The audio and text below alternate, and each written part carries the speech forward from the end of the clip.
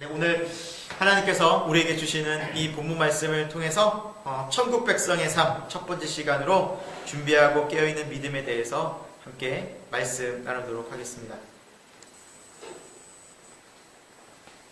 네, 코로나 사태로 지금 계속해서 우리나라뿐만 아니라 전 세계가 많은 어려움과 고통을 당하고 있죠.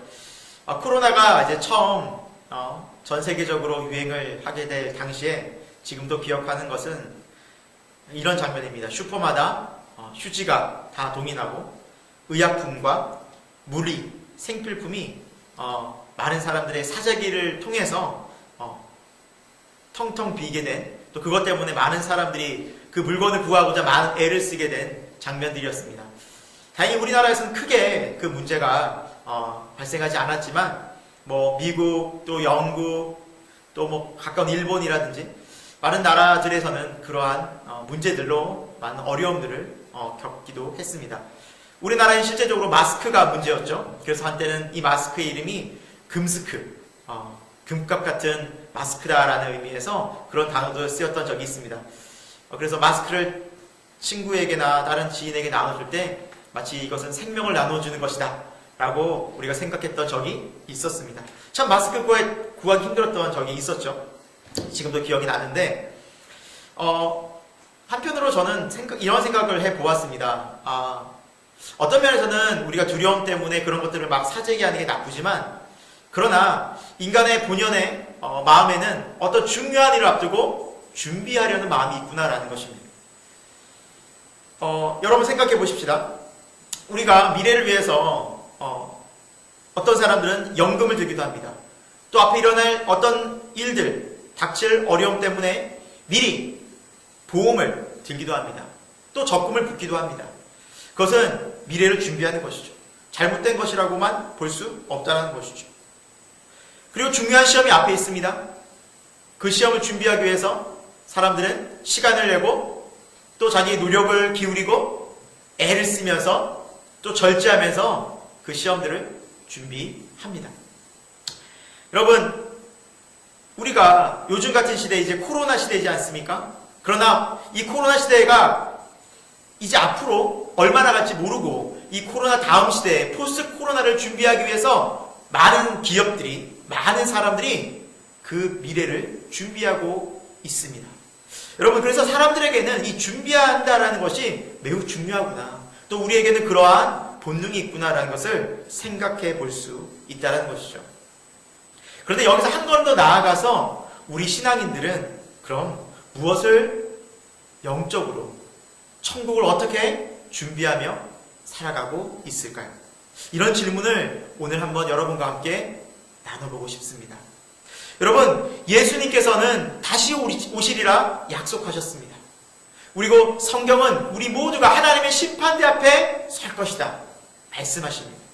그렇다면 우리는 그때를 무엇으로 어떻게 준비하고 있냐는 것입니다. 영적으로, 신앙적으로 우리는 깨어서 어떻게 이 믿음을 준비하고 있습니까? 우리의 삶을 준비하고 있습니까?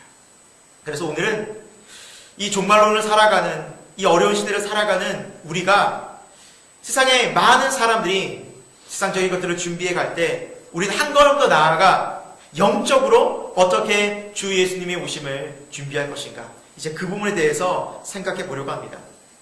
여러분, 종말에 대한 말씀은 예수님께서 아주 강조하셨습니다. 오늘 우리가 읽은 본문 마태복음 25장, 그 앞장 24장에도 이 종말에 대해서 예수님께서 구구절절히 많은 말씀들로 권면하고 경계시키고 계십니다. 특별히 24장에는 종말의 징조에 대해서 말씀해 주고 계시며, 25장에는 그렇다면 이 종말의 때, 이 종말을 준비하는 성도들이, 하나님의 백성들이 어떻게 살아가야 하는지에 대해서 세 가지 비유로 말씀하고 계십니다. 그래서 마태복음 25장에는 세 가지 비유가 나오는데요. 첫 번째가 열처녀의 비유입니다. 두 번째가 달란트의 비유입니다. 세 번째가 양과 염소의 비유입니다. 하나님의 백성, 천국 백성들은 어떻게 살아야 하는지에 대해서 예수님께서 세 번씩이나 아주 강조해 주시고 계십니다. 그런데 이 세 가지의 비유의 포커스가 다릅니다. 첫 번째, 열처녀의 비유, 오늘 말씀에서는 준비하고 깨어있는 삶. 달란트의 비유에서는 착하고 충성된 삶. 그리고 양과 염소의 비유에서는 섬김과 희생과 선행의 삶에 대해서 말씀해 주고 계십니다. 이것을 종합해 볼 때 예수님께서는 우리가 예수님을 맞이하고 예수님을 기다리는 자세는 바로 깨어서 각자의 일에 충성하며 섬김과 사랑으로 헌신으로 주님 오심을 기다리라는 것입니다. 오늘 그 첫 번째 시간으로 이 천국 백성의 삶, 준비하고 깨어있는 삶에 대해서 함께 생각해 보려고 합니다. 여러분, 천국은 먼 미래 일이 아닙니다. 천국도 막연한 것도 아닙니다. 꿈 같은 것이 아닙니다. 여러분, 천국은 지극히 현실적입니다. 여러분, 천국은 우리 삶의 연장선 가운데 있습니다. 여러분, 주님이 언제 우리를 부르실지 모릅니다. 저와 여러분을 주님이 언제 어떻게 부르실지를 모릅니다. 그때를 우리가 준비해야 되지 않겠습니까? 그것이 지혜로운 인생 아니겠습니까? 오늘 말씀을 통해서 우리가 한 번 더 생각해 볼 것은, 우리가 이때 이 현실 속에서 어떻게 지혜로운 하나님의 백성으로, 천국 백성으로 살 것인가, 어떻게 깨어서 있을 것인가 라고 생각해 볼 수 있는 시간이 되길 소망합니다.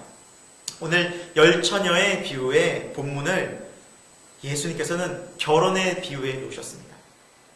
여러분, 결혼이라는 이 상징적인 비유에서 우리가 조금 이해할 것은 뭐냐면, 우리 한국 사회의 결혼과 유태인의 결혼 문화가 참 많이 다르다라는 것입니다. 유태인들의 이 결혼식 문화를 보면 약 일주일간 잔치를 합니다. 신랑과 또 신부 또 친구들이 모여서 일주일간을 먹고 함께 자면서 즐겁게 그 잔치를 신나게 합니다. 그러나 우리 한국 사회의 좀 결혼식은 어떻습니까? 가서 제일 중요한 게 뭐겠어요? 얼굴 도장을 찍는다고 그러죠. 꼭 인사를. 그게 안 되면 사진을 꼭 남겨야 됩니다. 그게 안 되면 꼭 축의금이라도 해서 내가 왔다. 그거를 증거로 삼아야 돼요. 그래서 가서 빨리 인사하고 또 식사하고 사진 찍고 집에 오기 바쁜. 그래서 어떻게 보면 결혼식이 연례 행사 같은 느낌을 받기도 합니다. 하지만 유대인들의 이스라엘의 그 결혼은 잔치였습니다. 일주일 동안 막 신나게 먹고 자고 거기서 사람이 휴가 내고 와서 즐겁게. 그러니까 얼마나 즐거운 시간이었겠습니까? 모든 걸 잊고 먹고 즐겁게 춤추고 이야기하고 또 좀 그곳에 또 새로운 사랑이 또 꽃피울 수도 있지 않겠습니까? 만남 속에서. 오늘 예수님은 이 결혼잔치, 혼인잔치의 이 천국의 삶을 비유해 놓으셨습니다. 그런데 오늘 이 신랑은 바로 예수님을 상징하고요. 이 혼인잔치는 바로 천국, 기쁨잔치를 의미합니다. 그런데 오늘 열처녀가 나옵니다. 이 열처녀는 누구일까요? 신부가 아닙니다. 이 열처녀는 들러리들입니다. 그러니까 신부의 들러리, 신부의 친구들을 의미합니다. 그래서 이 신부의 친구들이 함께 신랑과 함께 자기 그 결혼하는 신부와 함께 결혼식에 참여할 때 이 친구들은 너무나 영광스럽고 즐겁고 기쁨 속에서 그 잔치를 함께 참여했다고 합니다. 그래서 이 예수님께서 오늘 하신 이 비유 통해서 우리가 세 가지 중요한 것들을 좀 생각해 보려고 합니다. 첫 번째, 오늘 말씀을 통해 살펴볼 수 있는 것은 기름을 준비하는 슬기로운 믿음이 되자라는 거예요. 기름을 준비하는 슬기로운 믿음이 되자. 오늘 본문 말씀에 이제 3절과 4절은 이렇게 말씀하고 있습니다. 여러분 한번 성경 말씀 같이 한번 보실까요? 3, 4절입니다. 한번 읽어보도록 하겠습니다. 미련한 자들은 등을 가지되 기름을 가지지 아니하고 슬기 있는 자들은 그릇에 기름을 담아 등과 함께 가져왔더니. 네, 그래서 미련한 자와 슬기 있는 자가 이렇게 구분이 되고요. 미련한 자는 기름 없이 등만 준비했고 슬기 있는 자는 기름과 등을 함께 가져갔다라고 예수님은 말씀하십니다. 이게 무슨 의미일까요? 당시 유대인들의 결혼에서는 신랑이 이제 신부 친구들 이렇게 들러리 서는 친구들을 또 신부를 초청하는데 그때 언제 올지를 모른다고 합니다. 대략적인 날짜만 얘기하고 뭐 오후에 올지 아니면 늦은 시간이 올지 뭐 밤에 올지 그건 모르겠지만 반드시 신랑은 온다고 합니다. 그럼 그때까지 기다려야 했다는 것이죠. 뭐 지금처럼 핸드폰이 있어서 언제 오냐, 어디냐, 뭐 위치 추적을 바로 할 수 있는 것이 아니라 그냥 기다려야 했습니다. 그런데 기다릴 때 늦게까지 또 밤늦게도 이동할 수 있기 때문에 반드시 등을 가지고 기다렸습니다. 왜? 어두웠기 때문에. 그리고 그 등을 가져야 그 결혼식에 갈 수 있었습니다. 등을 가진 한 사람 한 사람이 등과 함께 준비해야 될 것이 뭐냐면 바로 기름이었다는 것이죠. 왜? 이 등불은 오래 가지 않기 때문입니다. 그래서 기름을 반드시 준비해야만 했었습니다. 하지만 안타깝게도 다섯은 그 기름을 준비했고 다섯은 기름을 준비하지 않았는데 뭐 기름 준비하지 않은 것 때문에 뭐 그렇게 큰 문제가 될까? 라고 얘기할 수도 있겠지만 성경은 뭐라 말씀합니까? 그 기름 준비하지 않은 것 때문에 미련했다라고 합니다. 미련한 자들. 여기서 성경에서 미련하다는 뜻이 무엇일까요? 여러분, 여기서 미련하다는 것은 잘 배우지 못한, 지식이 부족한, 경험이 없는 뜻이 아닙니다. 그런 의미가 아닙니다. 이 미련하다는 뜻은 마음을 세상에 빼앗긴 상태를 의미합니다. 성경적인 미련한 상태는 육신의 욕망에 사로잡힌 상태를 의미합니다. 그래서 이들을 성경은 미련하다고 했습니다. 이 본문에 비춰보자면 이 들러리로 함께 참여하는 이 처녀들은 신랑을 기다리는 일이 먼저였고 다른 것보다 신랑을 기다리기 위해서 기름을 반드시 준비해야만 했지만 그들의 마음은 딴 데가 있었습니다. 뭐 잠깐 등불 타고 있으니까 뭐 큰 문제 없지. 그리고 그들은 다른 이야기로, 다른 화제거리로, 다른 주변의 것들로 마음을 다 빼앗기느라 이들은 그 기름을 준비할 생각조차 하지 않고 있었다는 것이죠. 하지만 슬기로운 다섯 처녀는 기름을 준비했습니다. 기름을 준비하면서 그들은 무슨 생각을 했을까요? 등불이 꺼져가면 곧 기름을 채워야지. 그 등불을 보면서 그들은 무슨 생각을 했을까요? 신랑을 기다릴 생각을 했습니다. 신랑을 기다려. 언제 올까요? 그들의 집중은 바로 신랑이었습니다. 아까 신랑이 누구라고 말씀드렸죠? 예수님. 여러분, 신앙생활을 할 때 우리의 삶이 예수님을 신경 쓰는 삶이 있고 예수님이 아닌 주변의 것들에 신경 쓰는 삶이 있습니다. 여러분, 신앙생활 할 때도 마찬가지라는 것이죠. 교회 생활할 때도 마찬가지입니다. 우리의 신앙이 예수님에게 포커스가 맞춰지지 않고 주변 것들로 포커스가 맞춰지면 우리는 이러한 잘못된 일을, 우리 또한 실수를 저지를 수 있다는 것이죠. 여러분, 결혼식의 목적은 이 열처녀의 목적은 무엇이었습니까? 결혼식 참여하는 것이었습니다. 신랑과 함께 결혼식에 들어가는 것입니다. 그것이 아니라면 그들은 굉장히 굴욕적인 일을 당하게 되는 것입니다. 초청을 받았는데 그 결혼식에 들어가지 못한다면 얼마나 난감했겠습니까? 여러분, 결혼식에 갔는데 여러분 친구 결혼식을 축하해주러 갔는데 그 앞에서 제지당한다고 생각해 보십시오. 얼마나 난감합니까? 사람들 다 들어가고 있는데 결혼식 앞에서 제지당한다면 얼마나 창피합니까? 말도 못하는 그런 어려움이 있을 수 있다는 것이죠. 그래서 결혼식을 반드시 들어가야 하고 그것을 준비해야만 했던 것입니다. 하지만 미련한 처녀들은 그것들을 생각하지 않았습니다. 저는 이 본문을 쭉 묵상하면서 그런 생각이 들었습니다. 5명의 처녀는 아마 그 끼리끼리 기름 준비한 사람들끼리 모였을 것이고 또 준비하지 않은 5명의 처녀는 끼리끼리 모이지 않았을까? 왜 그럴까요? 비교되니까. 여러분, 기름 준비한 사람들은 이야기거리가 다를 것입니다. 이야기거리의 화제가 무엇이었습니까? 신랑 언제 오나? 기름을 보면서 결혼식에 대한 이야기로 그냥 화제가 났어요. 그냥 그런 이야기만 가득했을 것입니다. 하지만 기름을 준비하지 않은 사람들은 어땠을까요? 그건 큰 관심이 없습니다. 등불이 꺼져가든 어쨌든 자기들의 관심사는 세상 이야기였습니다. 결혼식이 아니었을 것입니다. 크게 기다릴 이유도 없었습니다. 여러분, 여기에서 기름은 전통적인 우리 복음주의에서는 성령님을 의미하고 있습니다. 이 기름은 성령님을 상징하고 있다는 것이죠. 다시 말해서 성령님과 함께 신랑 되신 예수님을 기다릴 수 있다는 것을 우리는 생각해 볼 수 있습니다. 성령님이 우리 안에 오셨을 때 우리는 진짜 기름을 준비하면서 신앙생활을 해나갈 수 있다는 것입니다. 성령의 기름이 우리 안에 흘러 넘칠 때 우리의 신앙은 정말 예수님을 기다리는 신앙이 될 수 있다는 것이죠. 그럼 성령이 내 안에 오셔서 이렇게 성령님이 함께 하시는 그 기름이 있다는 증거가 무엇일까요? 저는 4가지로 생각해 보려고 합니다. 첫 번째, 우리 안에 예수님이 십자가에 은혜와 감격이 있는가라는 것입니다. 여러분, 예수님께서 나를 위해서 십자가에서 죽으시고 그 보혈이 나를 위한 거룩한 보혈이고 그 보혈 때문에 내가 온 모든 죄에서 깨끗함을 입고 자유함을 입고 그 속에서 감옥 같은 삶에서 지옥 같은 인생에서 그 더러운 죄악에서 자유하고 해방하게 되었다는 그 감격이 있습니까? 여러분, 성령님이 임하시면 이것을 알려주십니다. 이것을 깨닫게 해주십니다. 그때 우리의 반응은 무엇입니까? 감사입니다. 감격입니다. 뜨거운 눈물입니다. 이것들이 내 안에 막 넘쳐흐릅니다. 두 번째, 성령님이 내 안에 거하시는 성령의 기름이 있다는 증거가 무엇이냐면 말씀을 순종하고 예수님을 따라 살아갑니다. 이제 전에는 내 뜻대로 내 생각이 먼저였고 내가 하고 싶은 욕심들이 먼저였고 내 주장이 먼저였다면 말씀 앞에 굴복하게 됩니다. 무릎을 꿇게 됩니다. 주님이 먼저가 됩니다. 그것을 깨트리게 됩니다. 그러면서 내 안에 여전히 옛 모습을 봤을 때 또다시 내 욕심을 따라갔을 때 철저히 회개하게 됩니다. 다시 주님 앞에 무릎을 꿇습니다.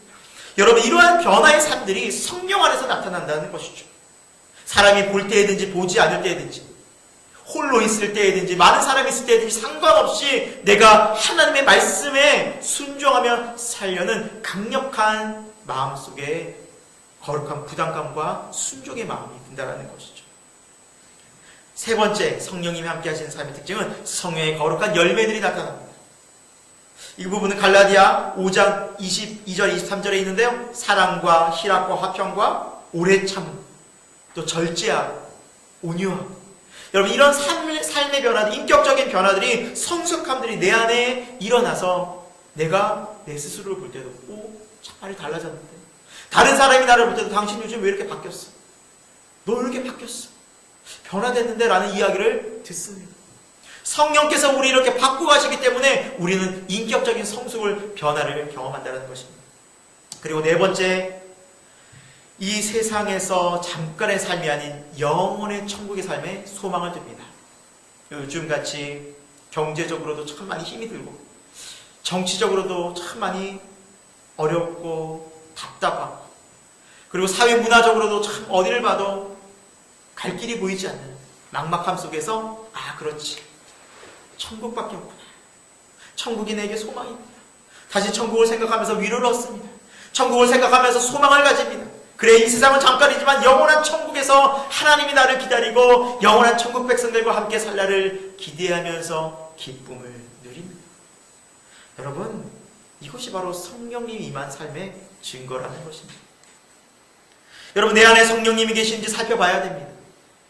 이 기름이 있는지, 이 기름을 가지고 예수님을 기다리고 있는지 살펴봐야 한다는 것입니다.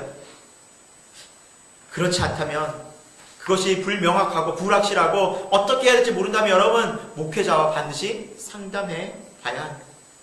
여러분, 목사님들은 여러분의 영적인 상태를 점검해주고 목용해주는 역할을 하라고 하나님께서 불러주신 자들입니다. 주의 종들입니다. 여러분, 함께 이야기하면서, 함께 기도하면서 내 안에 성령의 기름이 있는지, 정말 성령님이 내 안에 살아서 계시는지를 확신을 가지고 또 그 기름을 준비할 수 있는, 기름을 준비하고 예수님을 기다릴 수 있는 슬기로운 다섯처녀 같은 우리 모두가 되기를 소망합니다.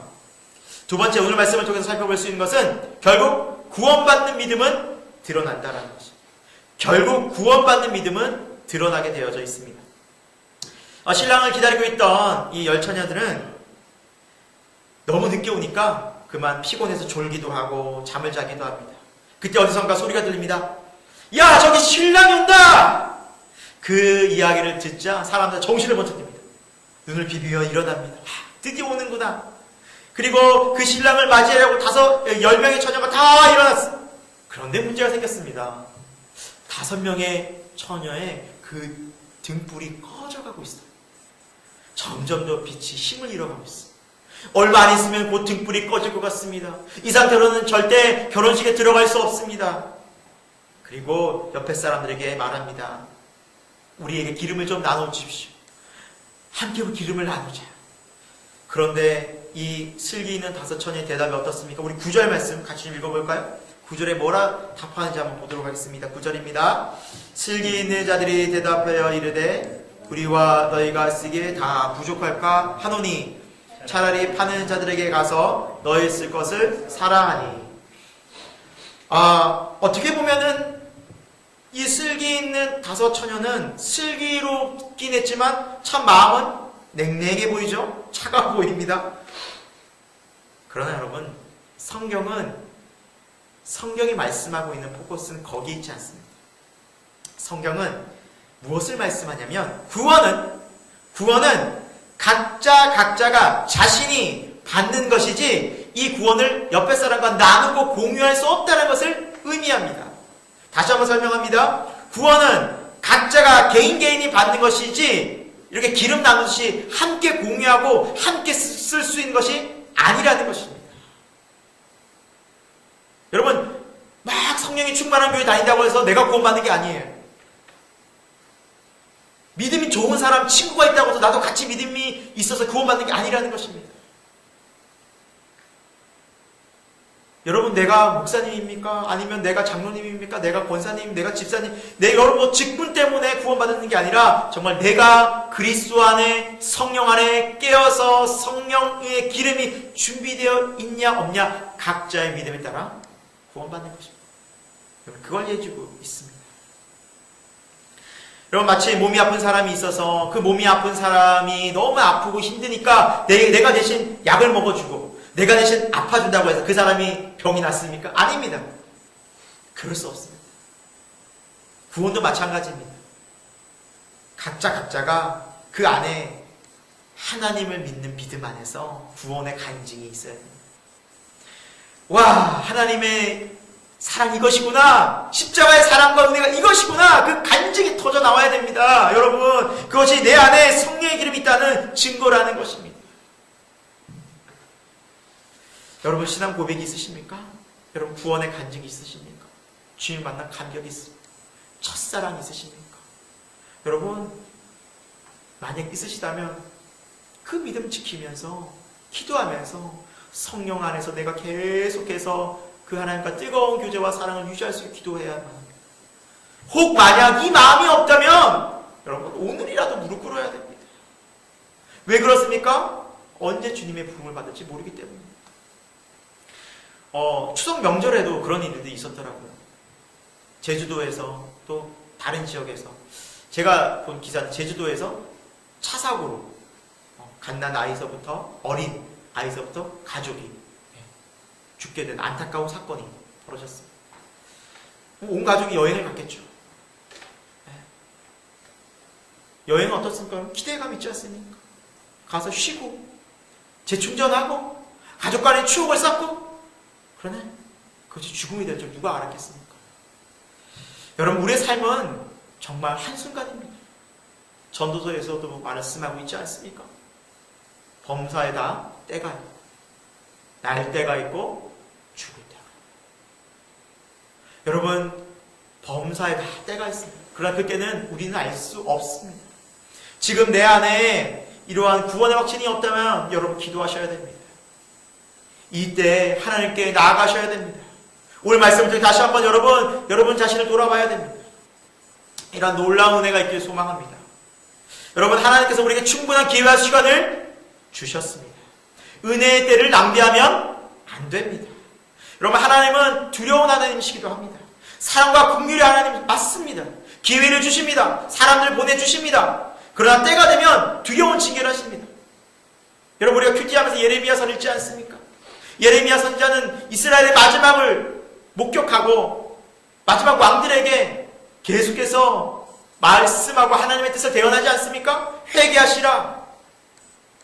그리고 애굽을 의지하지 말고 바벨론에게 속히 무릎을 꿇으니까 하나님이 정하신 뜻이다. 그러지 않으면 많은 사람들의 생명이 잃고 그리고 이 성이 파괴될 것이다. 그래서 그 왕들은 어떻습니까? 무시합니다. 두루마기를 태워버립니다.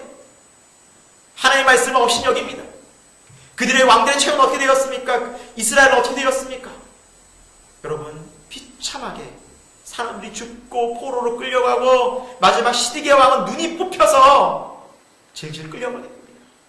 여호야김 왕은 여러분 동물이 묻히는, 나귀가 묻히는 그런 곳에 그냥 묻혀버리고 하는 비참한 채우고 있게 됩니다.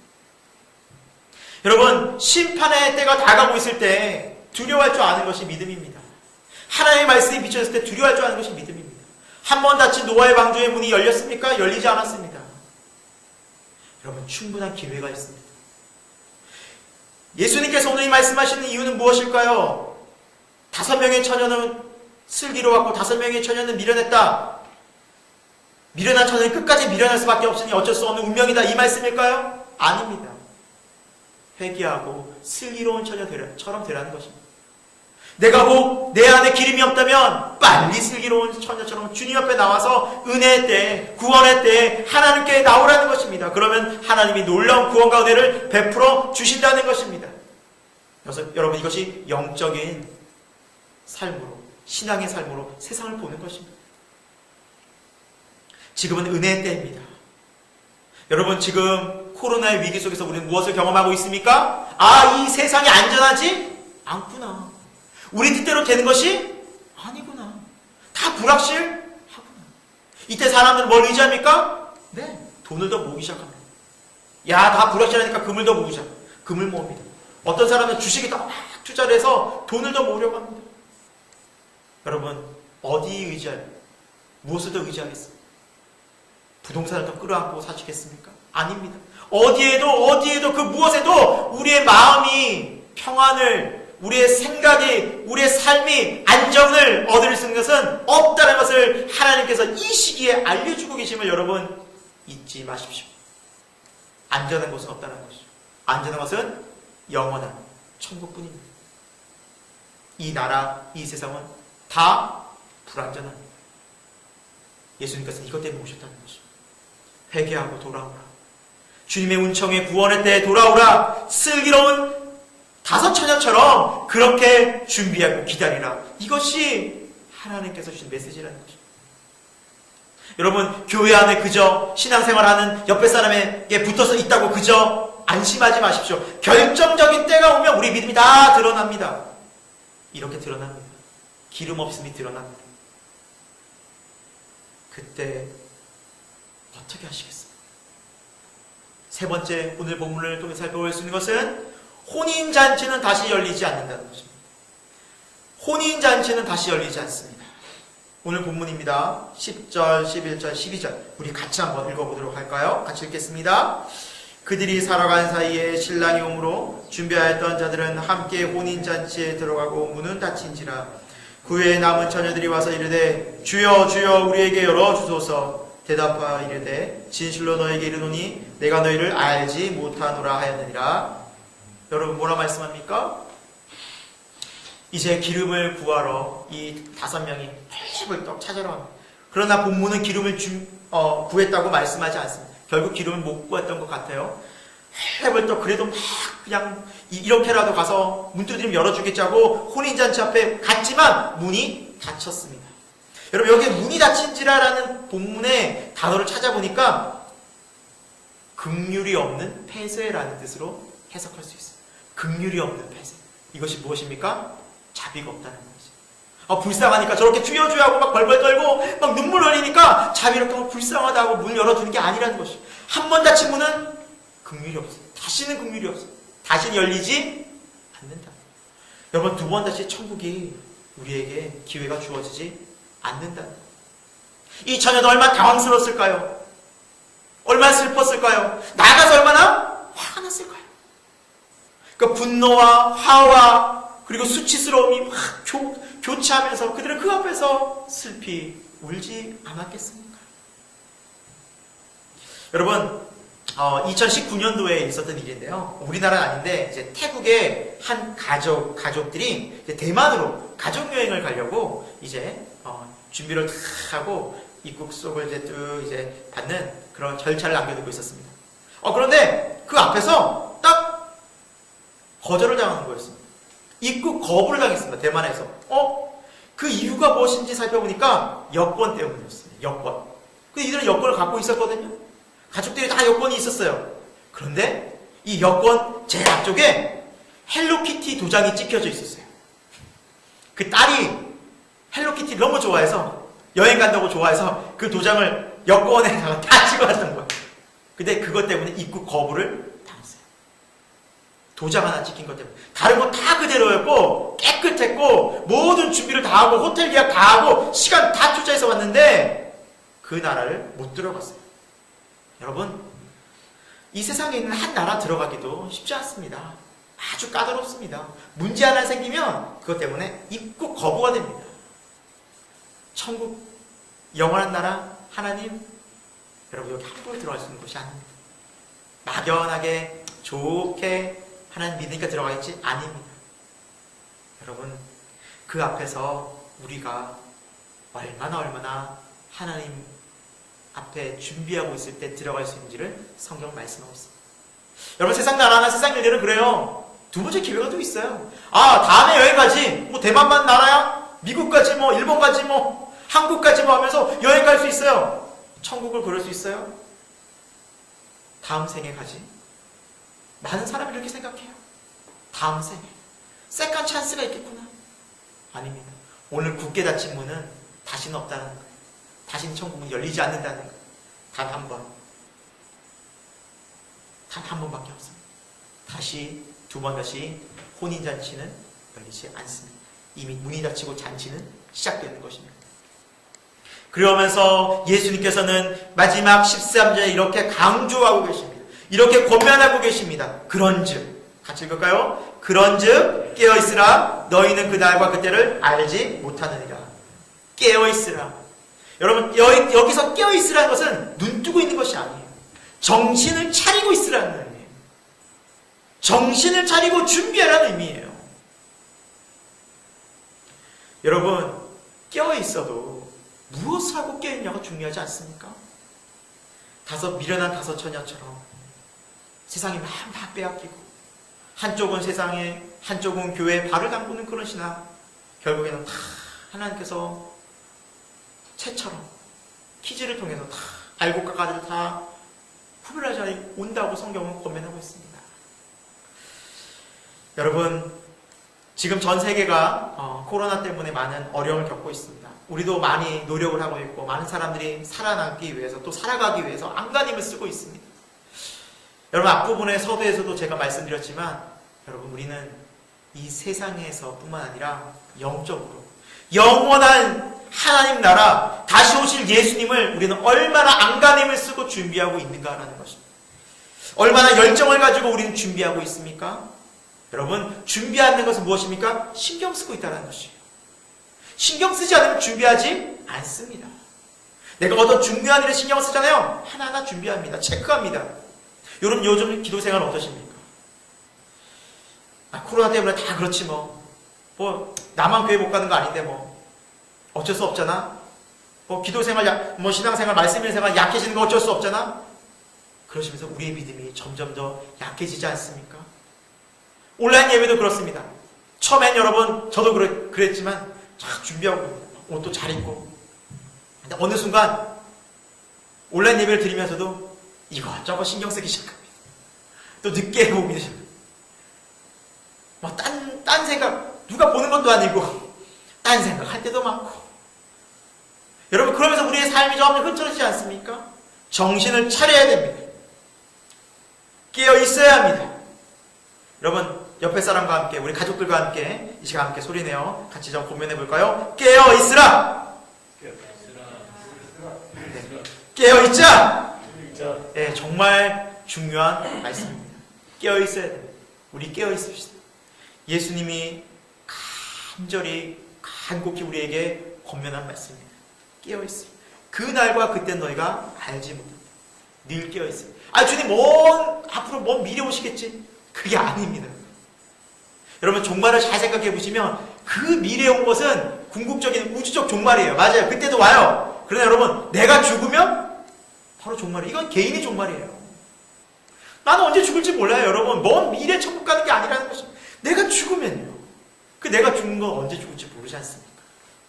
그래서 늘 깨어있어요. 그날과 그때는 우리 주님 언제 만날지 정말 모릅니다. 여러분. 주님이 부르시면 가야 돼요.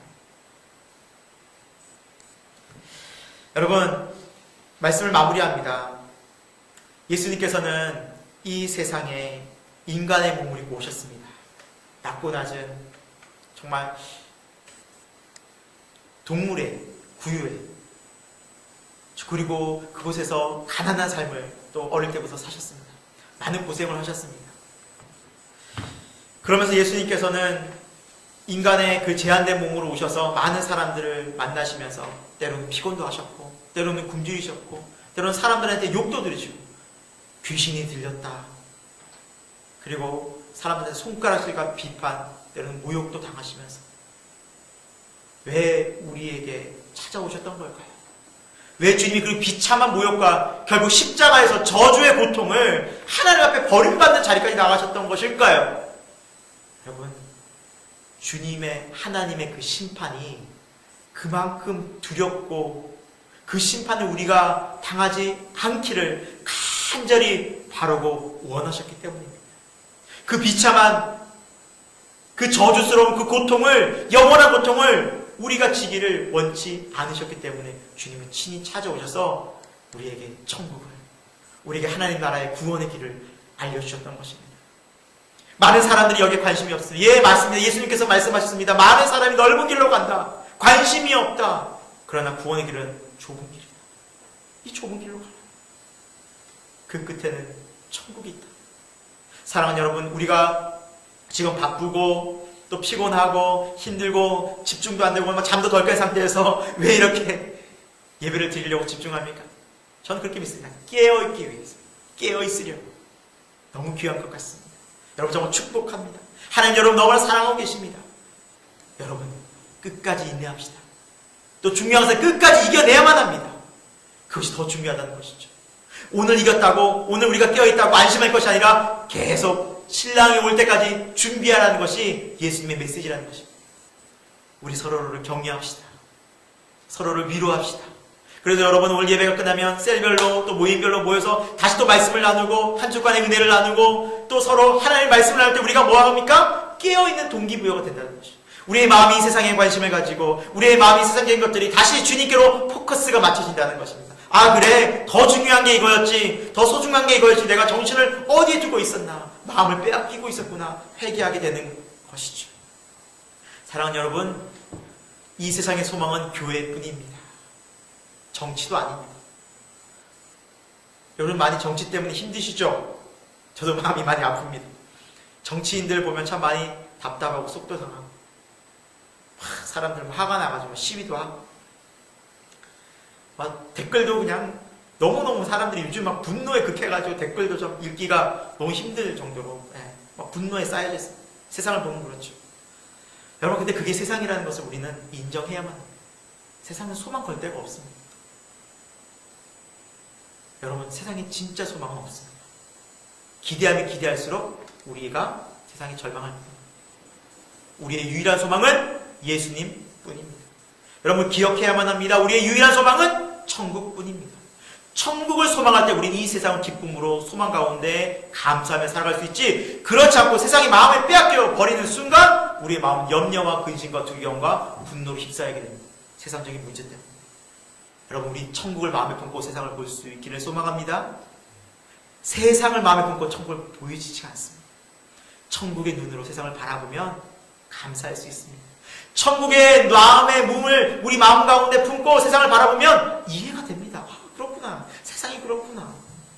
그래서 교회는 어떠한 핍박과 공격 속에서도 넘어지지 않습니다. 왜 그렇습니까? 진리의 기둥과 터인 예수 그리스도 안에 있기 때문입니다.